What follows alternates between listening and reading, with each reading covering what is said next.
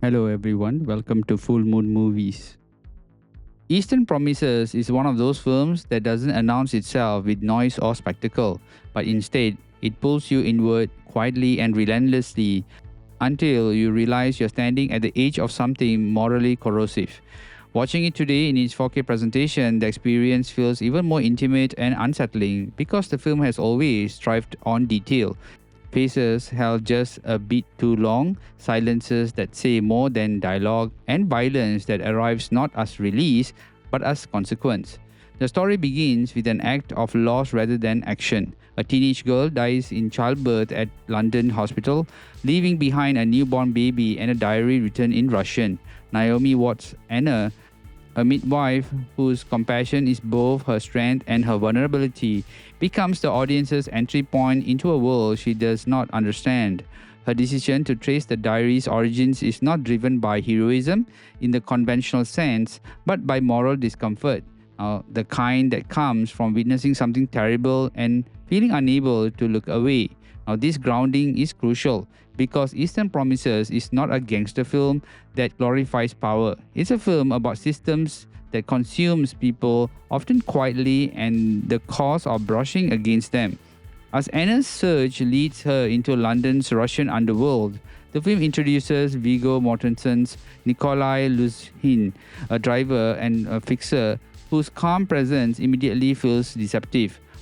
Mortensen's performance is one of the great slow burn character studies in modern crime cinema. He speaks softly, observes carefully, and carries himself with the discipline of someone who understands hierarchy and consequence. What makes Nikolai compelling is not that he is mysterious, but that he appears to have already accepted the moral compromises of this world. There is no bravado in him, only control. Now, this control becomes the film's central tension because we are never entirely sure whether it is a mask or a belief system. Vincent Cassel's Kirill, volatile and insecure, provides a crucial counterpoint. Where Nikolai is restrained, Kirill is appetite, craving approval, authority, and recognition he has not earned. Their relationship is one of the film's most fascinating dynamics, not because of affection, but because of dependence. Kirill needs Nikolai to stabilize his chaos, while Nikolai uses Kirill's instability as cover. Cronenberg allows this relationship to breathe, letting small gestures and glances communicate power shifts more effectively than expositions ever could. At the top of this hierarchy sits Armin Muller's Stalin Semyon, whose grandfatherly warmth masks something deeply predatory. His performance is chilling precisely because it feels so familiar.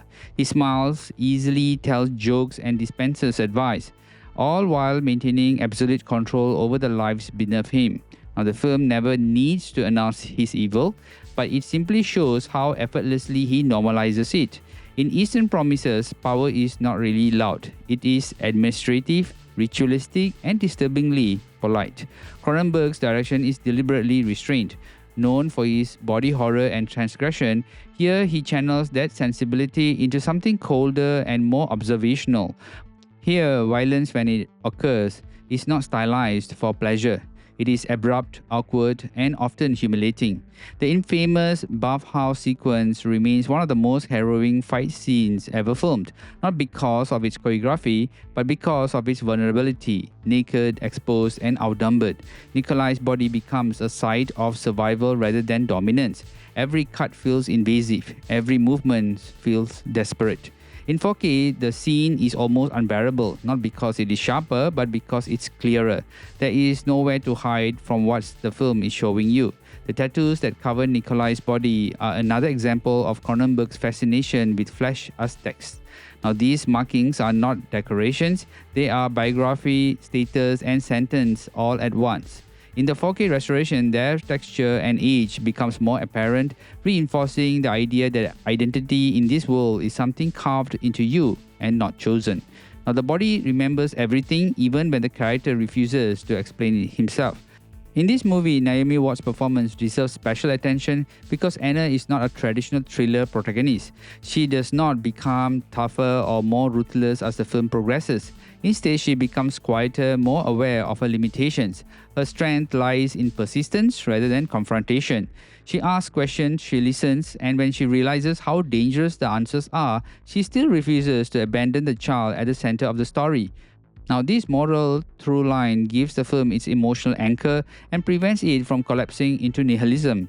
The film's London setting is presented without glamour. Restaurants, barbershops, hospitals, and back rooms all feel lived in and slightly worn. The city is not a character in the romantic sense, but a container for intersecting lives. The 4K presentation enhances this realism, revealing grim fabric texture and ambient light without polishing them away.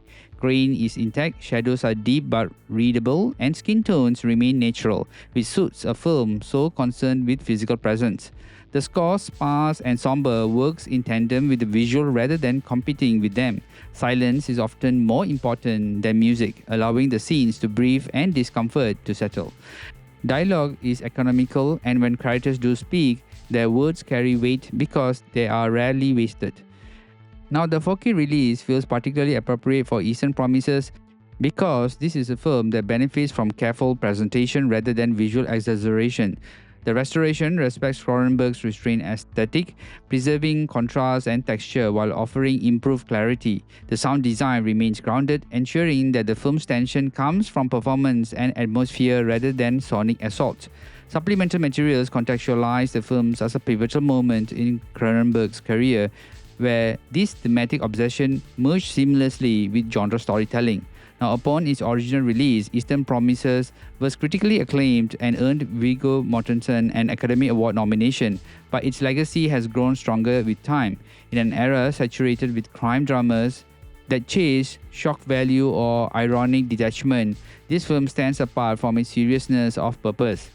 It asks uncomfortable questions about complicity, survival, and the cost of belonging to any system that demands silence in exchange for protection. Now, what makes Eastern Promises resonate today is its refusal to provide easy catharsis. Even as narrative thread resolved, the moral weight remains. People survive but not unmarked. Institutions persist but not unchallenged. And the baby at the center of the story represents not hope in a sentimental sense, but a responsibility, a reminder that the future is shaped by choices made in morally compromised spaces.